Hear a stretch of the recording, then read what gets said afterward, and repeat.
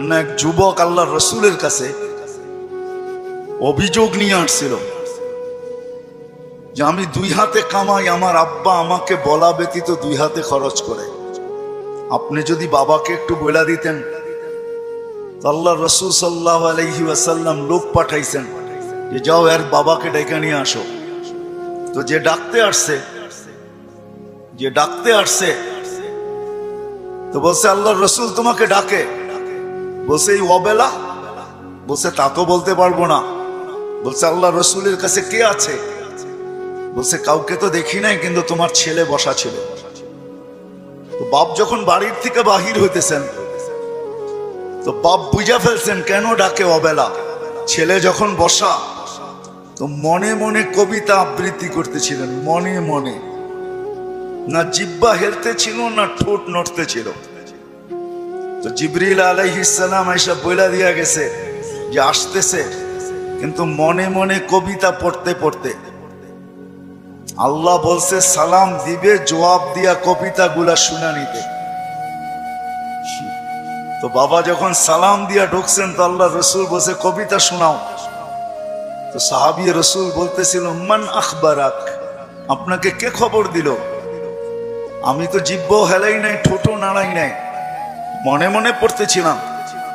আল্লাহ রসুল বলতেছিল নাব্বাআনি আল আলিমুল খাবীর, আল্লাহ আমাকে জানায়া দিছেন, আল্লাহ আমাকে জানায়া দিছেন। তো যখন কবিতা পড়তেছিল আল্লাহ রসুল তো আব্বাকে দেখেন নাই, পেটে আসতে দেরি, আব্বা দুনিয়ার থেকে যাইতে দেরি করেন নাই। বিরাট বড় একটা শূন্যতা ভিতরে ছিল। বাপ দেখাও তো একটা বিষয়, বাপকে দেখেন নাই বিদায় ভিতরে একটা শূন্যতা ছিল। তো বৃদ্ধ কবিতা পড়তেছিল আর আল্লাহ রসুল চোখের পানি জড়াইতেছিলেন। কবিতা অনেক লম্বা, আমি দুই একটার তর্জমা শুনাই আপনাদেরকে। বৃদ্ধ বলতেছিল মনে বড় আশা ছিল, একা আছি, দুইজন কবে হব? হয়ে গেলাম দুইজন। তো দুজনেরই আশা জাগলো যে আমাদের কুল ভরবে কবে। আল্লাহ কোলো বইড়া দিল যেদিন তুমি আসলে। তো দুইজনই ভাবলাম যে আমাদের আর বাঁচার দরকার নাই, এখন বাঁচবো তো সন্তানের জন্যই বাঁচবো। সত্য এটাই, কিন্তু মা বাবা সন্তানের জন্যই বেঁচে থাকে, সন্তানের জন্য বেঁচে থাকে। বলে আমরা তোমার জন্যই বাঁচতেছিলাম, আমরা বুড়া হইতেছিলাম, তুমি জওয়ান হইতেছিলা, আমার সবকিছু তোমার ভিতরে যেতেছিল। একদিন তুমি পায়ের উপরে দাঁড়ায় গেলা, কামাইতে শুরু করলাম, আমি বুড়া হইলাম। তো বাপের বড় আফসোস ছিল যে তুমি আমাকে বাপ না মনে করতে, একজন হিতাকাঙ্ক্ষীও তো ভাবতে পারতে। তুমি আজকে আল্লাহ রসুলের কাছে আমার বিরুদ্ধে অভিযোগ দিলে। আল্লাহ রসুল পুরা কবিতা শোনার পরে যুবকের কলার ধরে বলতেছিল কুম ওঠ, আনতা ওয়া মালুকা লি আবিকা, তুমি আর তোমার মাল তোমার বাপের, বাপের বিরুদ্ধে অভিযোগ। তো আমার প্রশ্ন যেটা ছিল যে দিন আমাদের জন্য কেন? আজকে যদিও আমরা ভাবি না, চিন্তা করি না যে দিন আল্লাহ আমাকে কেন দিলেন, দিনের পরিবেশ আমার জন্য কেন প্রয়োজন, কেন প্রয়োজন? সত্য এটাই, আপনি মানেন আর না মানেন, বোঝেন আর না বোঝেন, এটা কিন্তু আল্লাহর তৈরি, আল্লাহ তৈরি করছেন। কে তৈরি করছেন? এটা কার তৈরি করা? এটাও তো একটা মেশিন, মানব নামের মেশিন, ঠিক না? না মেশিন না? মেশিন তো। এটা যতগুলা কাজ একসাথে করতে পারে, দুনিয়ার কোনো মেশিন মনে হয় এতগুলা কাজ একসাথে করতে পারে না, ঠিক না? এটাও তো মেশিন, এটার আল্লাহর অস্তিত্ব দেওয়া মেশিন।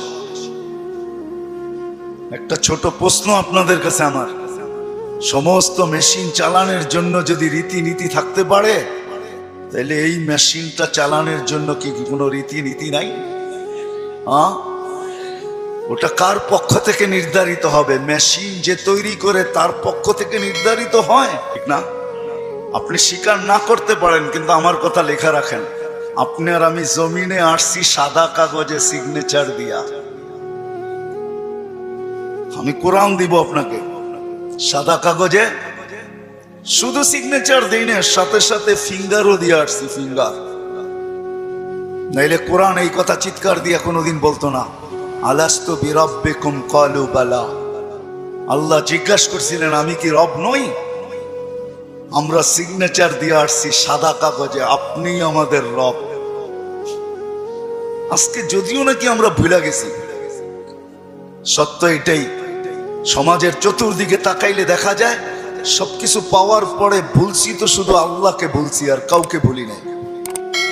আপনি যুবকের দিকে তাকান আর বৃদ্ধের দিকে তাকান, নারীর দিকে তাকান আর পুরুষের দিকে তাকান, শিক্ষিতর দিকে তাকান আর অশিক্ষিতর দিকে তাকান, গরিবের দিকে তাকান আর ধনীর দিকে তাকান, উচ্চ সোসাইটিওয়ালাদেরকে দেখেন আর নিম্ন সোসাইটিওয়ালাদেরকে দেখেন। সবার দিকে তাকাইলে একটা কথা সুস্পষ্ট, সবকিছু আল্লাহর থেকে পাওয়ার পরে কিন্তু আমরা ভুলে গেছি আল্লাহকে। সবকিছু পাওয়ার পরে, সত্য তো? হ্যাঁ, যদি প্রমাণ চান আমি দিতে পারি, প্রমাণ চান আমি যুক্তি দিয়ে দিতে পারি। বলেন ডেলি অক্সিজেন নেন কার? কে অক্সিজেন দেয় আমাদেরকে? হ্যাঁ মানেন? হ্যাঁ, আমার তো বুঝে আসে না আপনাদের এলাকায় ঢোকার পরে যে উন্নত বিশ্বের কোনো লোককে যদি এই এলাকায় ছেড়ে দেওয়া হয়, বা ঢাকা শহরের ঘনবসতি এলাকাগুলাতে ছেড়ে দেওয়া হয়, বা পুরান ঢাকার কোনো গলিতে ঢুকাইয়া দেওয়া হয়, ও মনে হয় বাহির হইয়া ভাববে যে এইখানের মানুষ অক্সিজেন নেয় কি করে, ঠিক না? মনে হয় বুঝাইতে পারি না, কিন্তু আমাদের নিতে কোনো অসুবিধা হয়? হ্যাঁ, আপনার গলিতে অক্সিজেন কে ঢুকায়? হ্যাঁ, কাটটা নেই, প্রতিদিন কার অক্সিজেন কতটুকু নেই জানি? হ্যাঁ, পার হেড 550 লিটার নেই। মাছ যদি 30 দিনে হয়, তাহলে আর আপনি আর আমি 16,500 লিটার পার মান্থ নেই অক্সিজেন। বলেন এখানে আমরা যেই কজন বসা আছি, ডেলি কতবার মন খুইলা আল্লাহ বলি? আল্লাহ, কতবার মন খুইলা আল্লাহ বলি? আল্লাহ যদি জিজ্ঞাসা করে তুই আমাকে এরকম করে ডাকিস কেন, তো আমি ভিতর থেকে যেন জবাব দিতে পারি, মালিক 24 ঘন্টা তোমার অক্সিজেন নেই, 1 টাকা বিলও তুমি নাও না। অথচ আমরা 2020-এ দেখছি এখনো মিডিয়ায় থাকতে পারে ঢাকার এক হাসপাতাল মাত্র আধা ঘন্টা অক্সিজেন দিছে আর 84,000 টাকা বিল বানাইছে, আর আমরা 24 ঘন্টা অক্সিজেন নেই।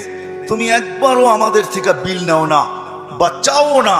আমার মন চাইলো তোমাকে আমি একবার মন বইরা আল্লাহ বইলা ডাকি।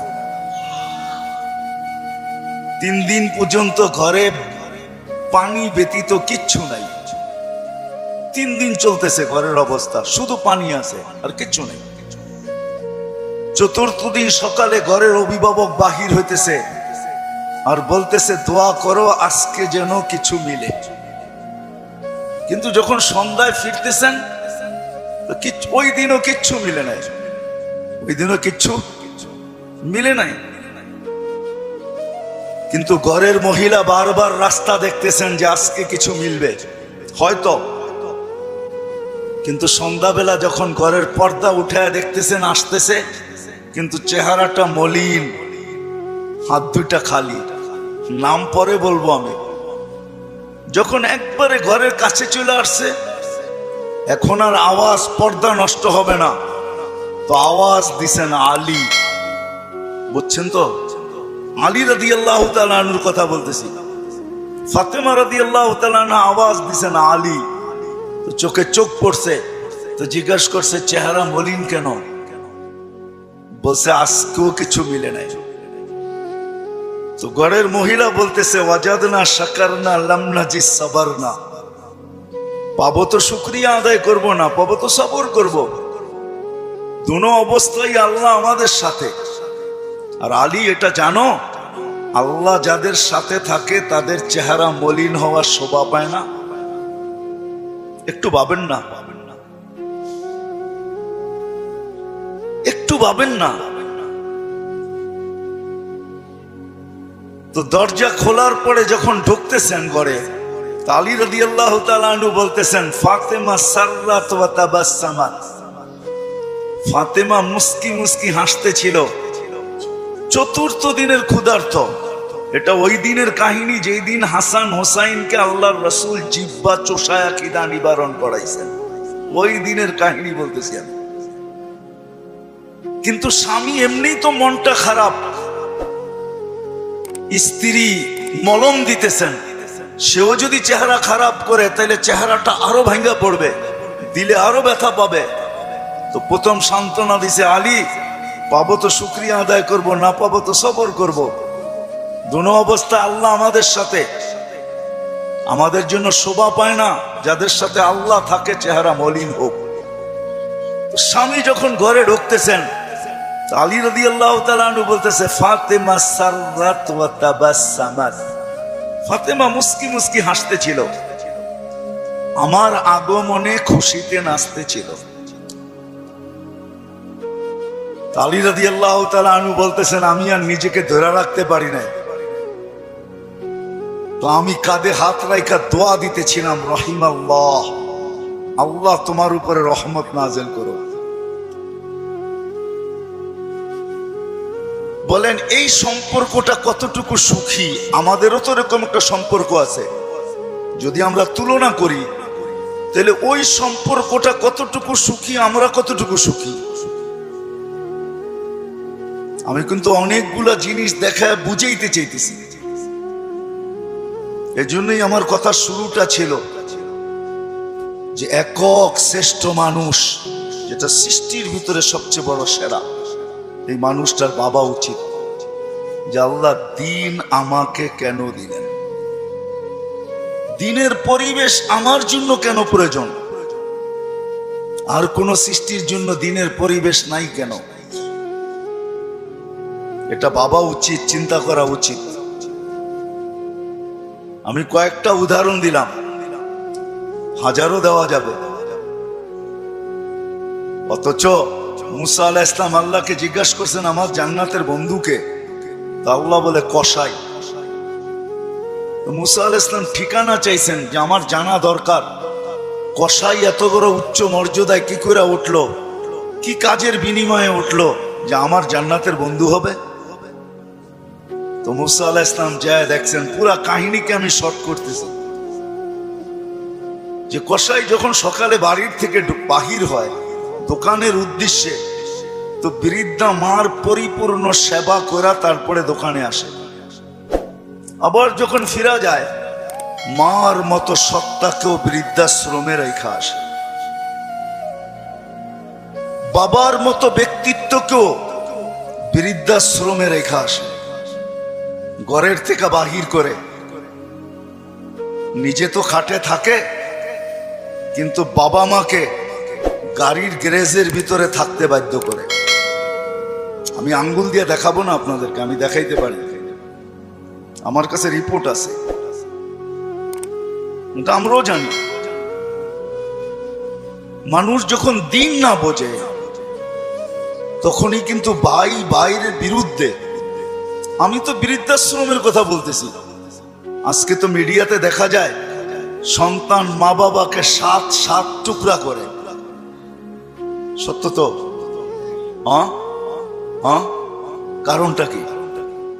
সে দিন বোঝে নাই, দিনের প্রয়োজনীয়তা মনে করে না, যে দিন আমার জন্য কেন দিলেন আল্লাহ আমার জন্য দিন।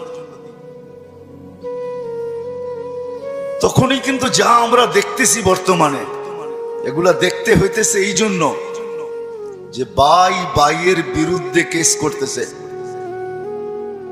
সিভিল কেস কিন্তু সমস্ত আপনজনের বিরুদ্ধে, প্রতিবেশীর বিরুদ্ধে খুব কম, আপনজনের বিরুদ্ধেই সিভিল কেস, জায়গা জমিন কেস সবচেয়ে বেশি। আপনি 80% কেন 90% পাবেন।